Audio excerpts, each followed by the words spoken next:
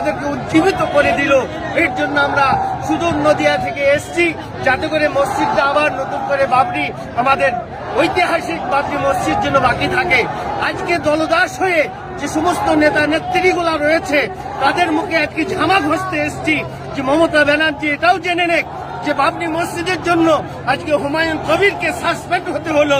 আজকে মমতা ব্যানার্জি জগন্নাথ মন্দির তৈরি করছে, মমতা ব্যানার্জি লিঙ্গ মন্দির তৈরি করছে, একবারে হাস্যকর মন্দির তৈরি করছে। তার জন্য মমতা ব্যানার্জির কোনো কিছু নাই। আজকে হুমায়ুন কবির, আজকে বাবরি মসজিদ, হুমায়ুন কবির জিন্দাবাদ, তাকে আজকে সাসপেন্ড করা হয়েছে। আমরা চাই হুমায়ুন কবিরের পাশে থেকে হুমায়ুন কবিরকে আরো উচ্চ র্যাঙ্কের আমরা পদ দিয়ে তাকে আমরা ভারতবর্ষের বুকে সর্ববড় নেতা হিসাবে আমরা দেখতে চাই।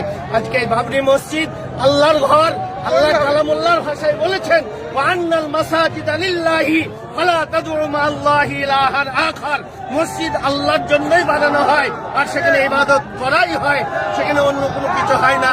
আর এটাও আমি জানিয়ে রাখছি যে ভাই সকল, এই মসজিদ সরকারি টাকা দরকার হয় না, সুদের টাকা লাগে না, হারামের টাকা লাগে না। তাই ওই ববি হাকিমের হারামের টাকা এখানে আসবে না, চৌধুরীর হারামের টাকা এখানে আসবে না, অন্য কোন নেতার হারামের টাকা আসবে না, এখানে রবি চৌধুরীর হারামের টাকা আসবে না, হাসানুজ্জামানের হারামের টাকা এখানে আসবে না। হারামের টাকা দিয়ে মসজিদ বানানো হয় না, সরকারি জায়গায় মসজিদ বানানো হয় না। হয় সেটা মন্দির, রাস্তার উপরে মন্দির তৈরি করে, ঘাসের জায়গা তারা দখল করে, আজকে অর্থ সম্পত্তি তারা সব দখল করে তারা মন্দির বানাচ্ছে, ব্যবসা বানাচ্ছে, সবকিছু করছে। আর আমরা বাবরি মসজিদ বানাবো, তার জন্য তাদের এত গায়ে জ্বালা। আজকে আলহামদুলিল্লাহ আমরা বাবরি মসজিদের স্থানে এসে ইট দান করে আমরা সবাই আনন্দ উপভোগ করছি। আজকে লক্ষ লক্ষ মানুষ আজকে